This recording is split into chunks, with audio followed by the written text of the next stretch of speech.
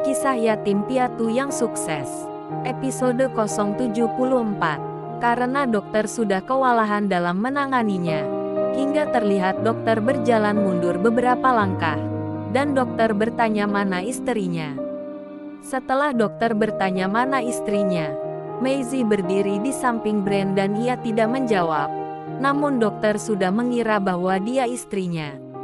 Jarum jam waktu itu sudah menunjukkan pukul 20.45 menit.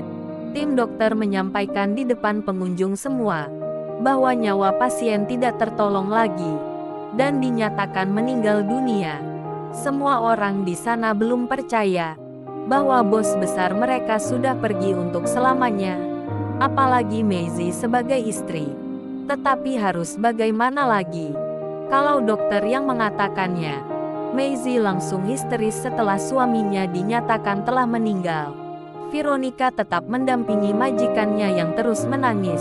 Sementara jenazah dibawa ke ruang jenazah untuk dilakukan pengurusan. Semua pengunjung hanya bisa diam, tidak bisa berbuat apa-apa. Rekan-rekan maupun anak buahnya sudah pada sibuk untuk persiapan kepulangan jenazah ke rumah duka. Apalagi Deki, ia selalu mengurus bosnya yang sudah terbujur kaku. Karena sudah saatnya jenazah dibawa pulang ke rumah duka, Maisie dan Veronica selalu di samping jenazahnya Brand, hingga mobil disuruh Deki untuk membawanya pulang.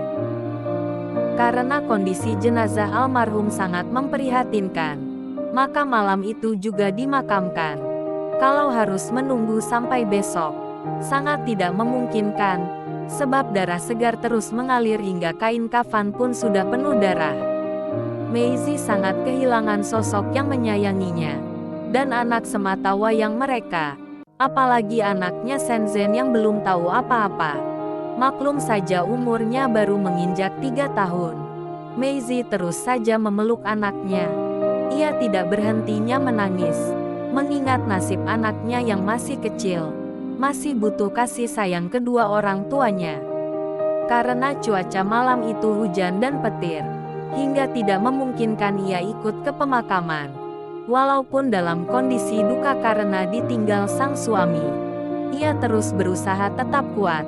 Maisie selalu memeluk Shenzhen, karena anak mereka mirip sekali dengan papanya yaitu Brand. Hari pun sudah pagi. Jiran tetangga masih pada bergantian berkunjung dari semalam.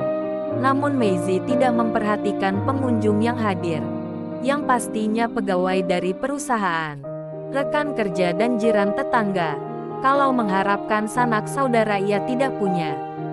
Walaupun dalam kondisi sedang dirundung duka, Maisie tetap berpesan kepada Deki, sebagai orang kepercayaannya, dan juga kepada Bapak Azam selaku direktur utama, untuk tetap memperhatikan perusahaannya, karena ia belum bisa untuk mengurus sepenuhnya. Baru berapa jam saja ia ditinggal sang suami untuk selama-lamanya. Kesedihan dan kesepian yang hanya ia rasa. Namun untuk menghibur diri, ia bermain dengan Shenzhen anak semata wayang mereka. Walaupun sedikit bisa terobati rasa kangen sama sang suami. Hari demi hari terus berlalu, meninggalkan kenangan indah bersama suami. Walaupun berat rasanya, ia telah ikhlas atas kepergian sang suami. Mulai sekarang ia fokus mengurus dan membesarkan anaknya.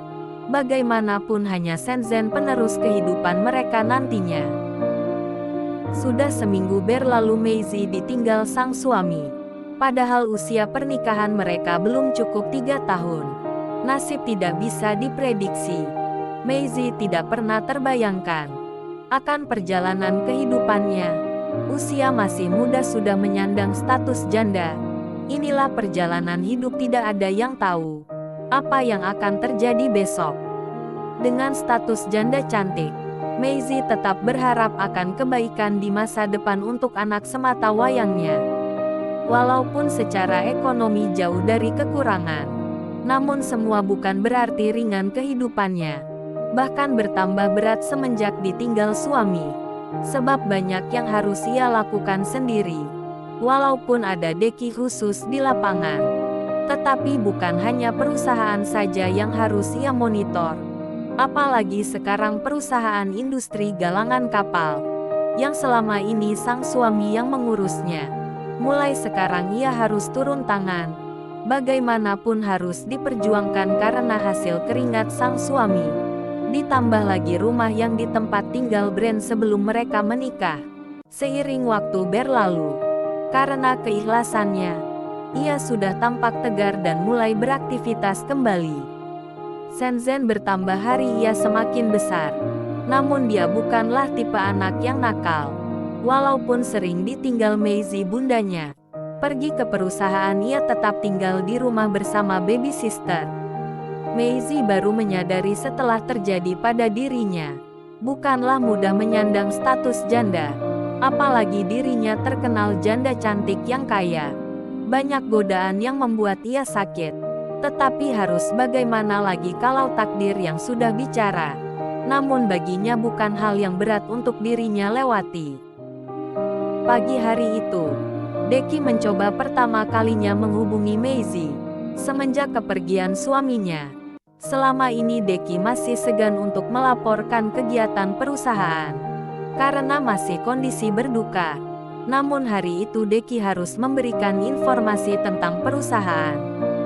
Setelah mendapat laporan dari orang kepercayaannya, Maisie mengajak Veronica untuk berangkat berkunjung ke perusahaan yang dimaksud Deki. Selama di perjalanan Maisie tidak banyak berpikir yang negatif. Ia selalu berpikiran positif saja. Tibalah mereka di kantor yang dimaksud. Belum sempat turun dari mobil, Maisie sudah melihat Deki sudah ada di sana. Maisie lantas bertanya ada apa dengan perusahaan. Deki baru menjelaskan bahwa perusahaan sekarang membutuhkan penambahan karyawan.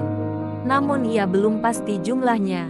Supaya lebih jelas, sebaiknya tanya sama bapak direksi. Akhirnya Maisie menjumpai direksi di ruang kerjanya. Sedangkan Deki masih berbincang dengan Veronica. Apalagi selama ini Deki sering melontarkan kalimat, "Sopir bosku idolaku." Memang tidak ada salahnya Deki berkata begitu. Karena Veronica cewek yang cantik. Tidak jauh beda dengan bos mereka. Entah sudah berapa jam berlalu, Maisie sudah tiba di tempat mereka berbincang. Maisie hanya berpesan urus saja mana yang terbaik. Deki hanya menjawab kata iya dengan singkat. Sebelum Maisie pergi dengan Veronica, Maisie bertanya kepada Deki perihal surat yang sudah ia tanda tangani bersama Bapak Direktur. Sudah diantar belum ke kantor cabang yang bersangkutan? Deki menjawab belum. Namun hari ini akan diantar. Akhirnya Veronica menjalankan mobilnya. Deki pun berangkat juga untuk mengantarkan surat yang Maisie maksud.